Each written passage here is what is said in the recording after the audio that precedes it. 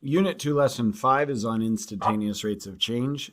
This is kind of a two-parter. We're going to work on the idea of instantaneous rates of change first in a general sense, and then the big one, position velocity acceleration, will be next. So you don't really need to do a warm-up on the internet. Hopefully by the end of this, you can calculate instantaneous rates of change. Hopefully you can use correct derivative notation, and you're going to see that one of the notations is much better for expressing more meaning when we're doing this type of work. Being able to use the correct units is pretty powerful in figuring out the meaning of what we're writing. And being able to correctly interpret the meaning of mathematical statements really is the goal. Eventually, maybe you can use math to solve some problems, and I don't mean in a calculus class, but real-world sort of problems. I think this is going to make the most sense, the instantaneous rate of change stuff, if we can attach it to an average rate of change sort of thing. So we're going to find the volume of cubes measuring 1, 2, and 3, and 4 feet per side. So a cube that measures 1 foot per side has a volume of 1 cubic foot. A 2-foot side length cube has a volume of 8 cubic feet. Well, you don't need me to read all of those. Hopefully you agree with that. So what I want you to think about, oh man, this is in the wrong order. Oh well, it'll pop up here in a second, is trying to find the average rate of change of volume from the 2-foot cube to the 3-foot cube. And then what units would we use? If you can't explain what we've done, well, we're not ready to move on. It'll pop up here in a second, but let's just do our 2-foot cube, 2, 2, 2. It has a volume of 2 cubed. That's a volume of 8 cubic feet, just in case you need it. And so if we're doing average rate of change, normally we say change in y over change in x, but it's just change in the output, volume, divided by change in the input, side length. And so I just wrote that out. The rate of change of volume from the 2-foot cube to the 3-foot cube is 27 minus 8 over 3 minus 2, or 19 cubic feet per foot, which counts as, well, I guess the question is, should we simplify? Let me get that guy. And how fun. Hopefully there aren't a ton of mistakes like that. Okay, so I'm going to leave this as 19 cubic feet per foot, and the reason is that gives us a little bit of meaning. And the meaning, well, it gives me, and hopefully you, is, this is 19 over 1, as in the change in volume is 19 cubic feet. And the change in side length is 1 cubic foot. So on average, starting at the 2-foot cube and going to the 3-foot cube, for each 1 foot of side length change, we get an additional 19 cubic feet of volume. Or maybe if the change in side length was 1/2, we would have a change in volume of, well, half of that 19, or 9.5 cubic feet. So it just kind of gives us a ratio.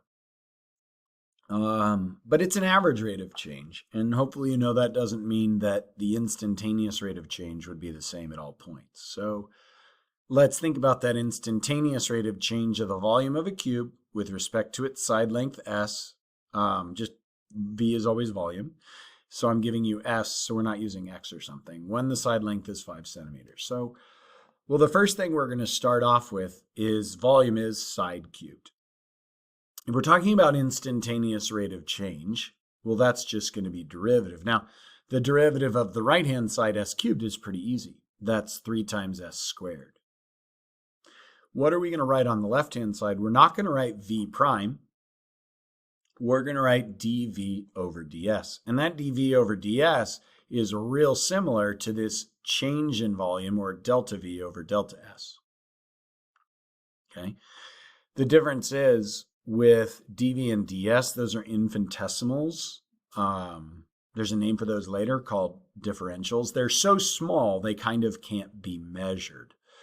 Kind of like when you're doing a derivative to find slope at a point. We're not really doing a slope at a point. We're moving those points closer and closer together. So if we're going to substitute in 5, we want to give a little bit of notation that says, hey, we're using S equals 5 and not the change in volume with respect to the side length is always this number, but just using side length of 5. And we get 75 cubic centimeters per centimeter. Now, what does this mean? Well, I guess it means when the side length is 5, if we added 1 cubic centimeter of side length, 1 linear centimeter of side length, we would get an additional 75 cubic centimeters of volume.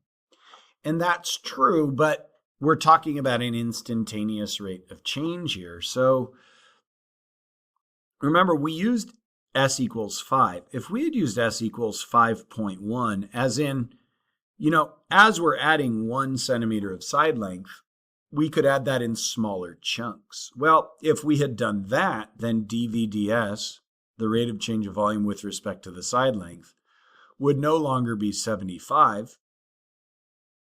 It would be slightly more than 75. And when the side length is 5.2, the rate of change of volume with respect to the side length is even larger. So the meaning is there about, hey, if we added 1 centimeter of side length, we would get an additional 75 cubic centimeters of volume. But that's only true when the side length is exactly 5 centimeters. Once the side length is even 5.00001 centimeters, we have a slightly larger rate of change of volume. Well, let's do that again. So we're going to find the instantaneous rate of change of the area of a circle when its radius is 3 inches. So we'll start with area and maybe deal with the right-hand side first. Pi is a constant, so we just have to do the derivative of r squared, which is 2r. What notation do we do on the left? Again, not a prime, because that doesn't give us as much information as dA dt. The rate of change of the area with respect to the changing radius is 2 pi times the radius. And so if we want to use r equals 3, we'll say, hey, using r equals 3, and of course we get 6 pi. We get 6 pi inches squared per inch, as in, at this rate, adding exactly 1 inch of radius length gives an additional 6 pi square inches of area for some circle. But again, don't forget that's when the radius is exactly 3, not 3.00001, but 3 all zeros. And so again, notice there's something weird there. Because notice if I add 1, and that's here, radius is 3, radius turns into 4. The change in area is actually 7 pi, not 6 pi. Right? But remember, the 6 pi we started with is an instantaneous rate of change. As in, when the radius is exactly 3, we get this change in area. But by the time we're saying 3.0001, we get a slightly larger change in area. So if you're in my class, you should have this handout. We used to do this a lot, writing everything out, but man, that takes a while. If I was smart, I'd, figure out how to upload this stuff where the internet could grab it. So the temperature, capital T in degrees Fahrenheit, of a cold yam, hopefully you know a yam's like a potato.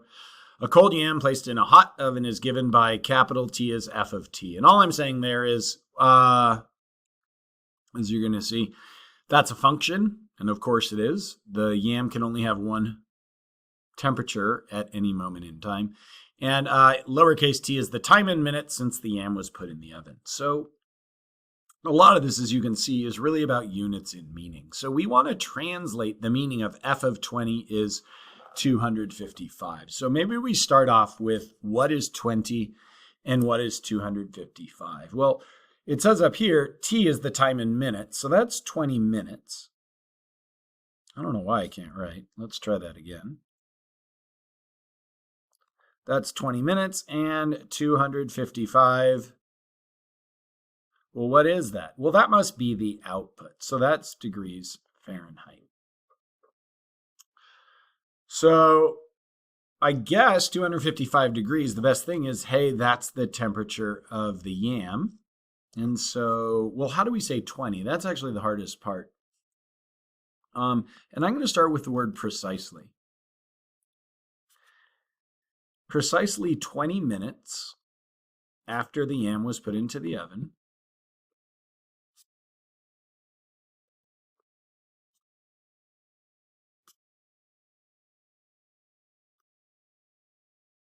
its temperature is 255 degrees Fahrenheit. Well, maybe that's kind of ambiguous, whether it's the temperature of the oven or the temperature of the yam. The yam's temperature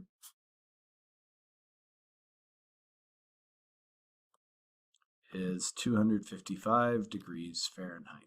So a common mistake here, I just know, people would write after 20 minutes. And we get the idea, but precise-wise, well, 21 minutes is after 20 minutes. 20 and a half minutes is after 20 minutes. What we're trying to say is this one particular moment, calculus is plenty about moments. This one precise 20.00 minutes after the yam was put into the oven, that's when we're taking the temperature. Okay, so same situation. And it's asking us, well, what's the sign of f prime of t and y? Well, f prime of t is the rate of change of temperature of the yam. And, well, is the rate of change of temperature of the yam going to be positive or negative? And the answer is, of course, positive, because the cold yam was put into the hot oven. So the temperature of the yam is only increasing. So that would be a positive rate of change, a positive first derivative at any moment.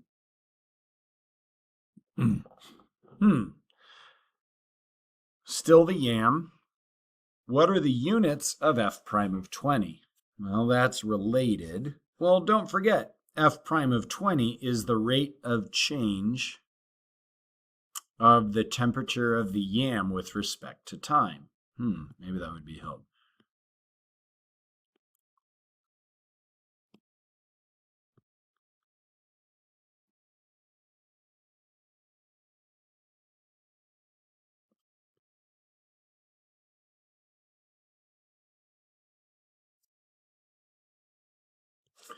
And if you think about that, the way we normally talk, well, what is the temperature of the yam measured in? Oh, degrees Fahrenheit. And what would the time be measured in this situation? Minutes.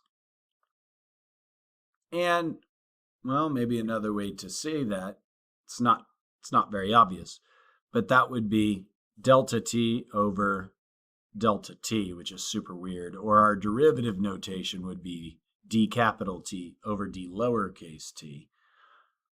Or a third way to say that is, well, it would be output variable minus output variable, which is definitely temperature, over input variable minus input variable. So last one here, we're going to put that all together in a complete sentence with units. What's the meaning of f prime of 20 is equal to 2? I like that word precise. So precisely 20 minutes after the yam was put into the oven,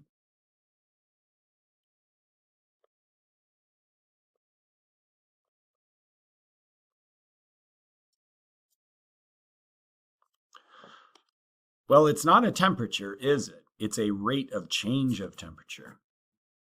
The rate of change of temperature of the yam is 2 degrees Fahrenheit per minute. Okay. Hopefully that was a nice build. Let's go through a similar thing again here. And my color is going to have to change. Where'd you go? and we'll go dark. So an ice cream company knows the cost in dollars to produce Q quarts. Okay, so maybe I do that here. This is dollars, and Q is quarts of cookie dough. I don't know, I always think it's fun to mark stuff up or useful. Is a function of the number of quarts they produce. So we say in part because, well, businesses are complicated. And, there's keeping the lights on and paying employees and whatever. Okay, so f of 200 is 70. Explain in a full sentence with units what this sentence is telling us. So what's the 200? The 200 is quarts of cookie dough. What's the 70? That's $70. So I think we can just say it costs $70. Ooh, put that out front. To produce 200 quarts of cookie dough.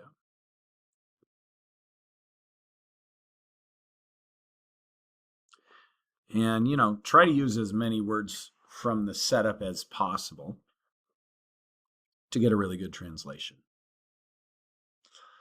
So same setup again in dollars and quarts. F prime of 200 is 0.3. So this is a rate of change. So that means this 0.3 is definitely not dollars.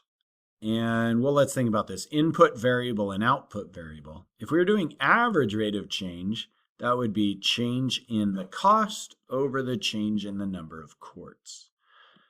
Oh, shoot. Where'd you go? So that would be measured in dollars per quart. So that's what this 0.3 is measured in, dollars per quart. And this idea actually has a name, and it's called marginal cost. And so what's the 200? The 200 is definitely quarts of cookie dough, but it's more like if we're currently producing 200 quarts of cookie dough, or when the factory we are producing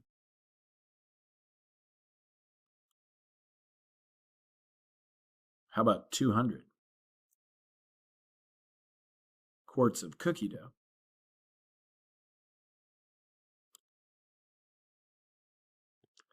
Well, it'd be weird to say the rate of change, let's see, dollars per quart.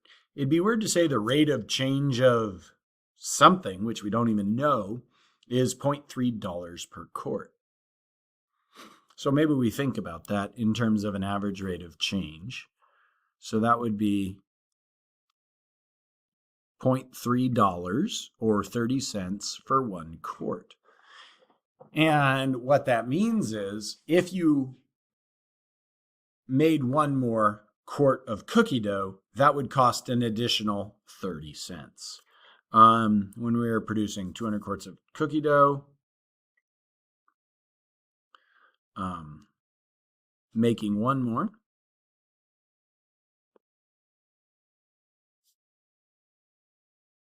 quart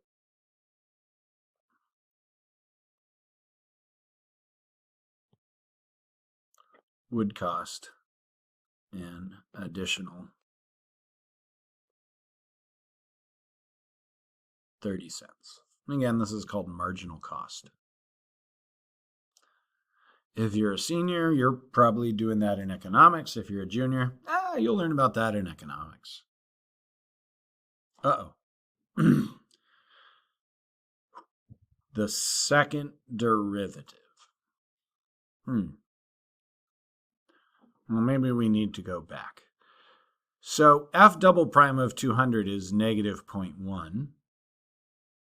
And so, well, the second derivative is a change in the first derivative. So we at least know,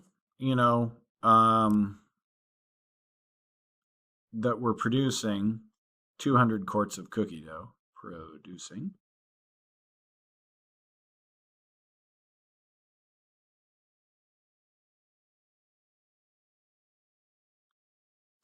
You know, this whole time I've been reading this as cookie dough, not cookie dough ice cream. Interesting. Okay. I mean, I guess we could say the rate of change of marginal cost is negative 0.1. But that's more of a mechanical translation. So the fact that this is negative, the rate of change of the marginal cost, that's actually a change in this additional 30 cents. Okay? So it's like the cost to produce an additional quart decreases by, and I'm going to write this as obviously positive because I use the word decreases. And then really we need to think about the units. So what were the units when we were talking about F prime of 200? Dollars per quart. So this is actually dollars per quart for each quart produced.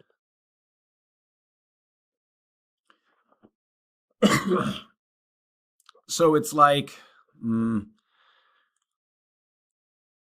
it's kind of predicting what is going to happen here, that if we were producing 201 quarts of cookie dough, then making more quarts would cost less than 30 cents. Like keeping that rate of change the same, they would cost 20 cents because that rate of change decreased by $0.1 per quart for that new plus one quart.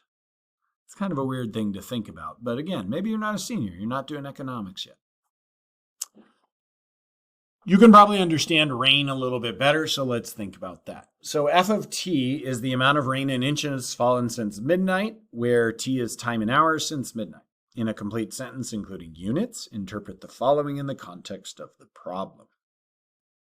I suppose you could pause and do it on your own, but you're watching this to get help, so you probably don't want to do that. I need to change my color. All right. So F of t is the amount of rain in inches. Is that the 10 or the 3.1? That's the 3.1. And you could write inches of rain, but I'm going to do that in a moment. Fallen since midnight, where t is the time in hours since midnight. So this is t is hours, and I guess we could think of that as 10 a.m. So at precisely 10 a.m.,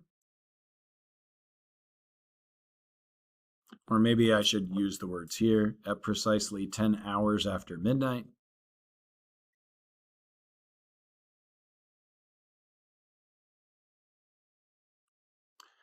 .1 total inches of rain have fallen.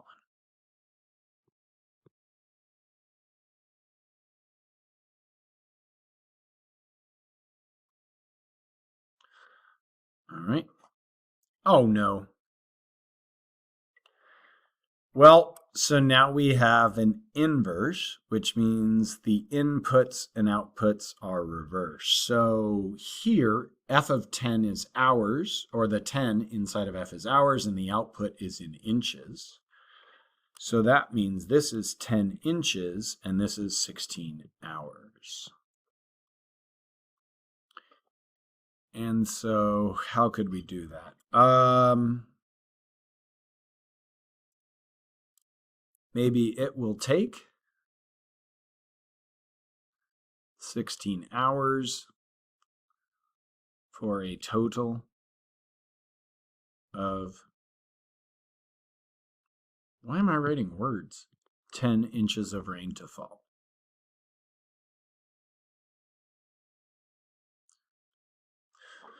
Or maybe if you, that doesn't really feel like input because the 10 should be the input.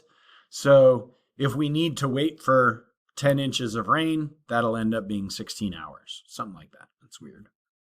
Oh, thank goodness, rates of change. So F prime of 8 is 0.4. And we're thinking, average rate of change. So the output is the 0.4, which is inches of rain. And the input is 8, and that's hours. So this is actually inches per hour. If we didn't have f prime, right? So let's say that another way. F of 8 is some number, and that would be measured in inches. And f prime of 8 is the rate of change of f at the 8-hour mark. So that would be inches per hour, or, if we had done it, it would be like, let's not do it that way. Average rate of change would be change in the output over change in the input. So that would definitely be inches per hour. Okay, hopefully. So maybe at exactly 8 a.m., maybe we could do that, because that at least feels different. The rate at which rain falls. The rate, I can't write, I must be tired.